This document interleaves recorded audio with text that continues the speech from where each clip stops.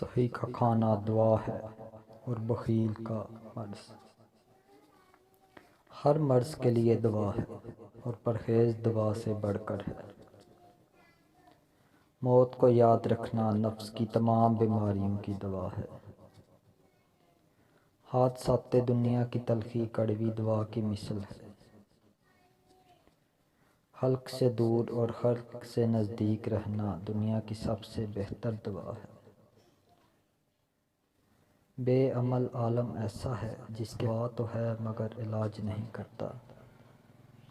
اللہ تعالیٰ نے بیمار اور تندرست کے لیے نہ کھانے سے بڑھ کر کوئی دوا پیدا نہیں کی۔ جہاں دوا کی ضرورت ہے وہاں کوئی آہ و نالہ کام نہیں دیتا۔ بڑھاپے اور وہم کے سوا ہر مرض کی دوا ہے۔ صحت کے لیے دوا کی کوئی ضرورت نہیں اگر کھایا ہوا ہضم کرنے کے بعد نیا کھانا کھایا جائے۔ تندرستی کے لیے اطمینان بہترین دوا بھی ہے اور بہترین غذا بھی۔ اعتماد سے بڑھ کر کوئی دوا نہیں، علاج تو محض ایک بہانہ ہے۔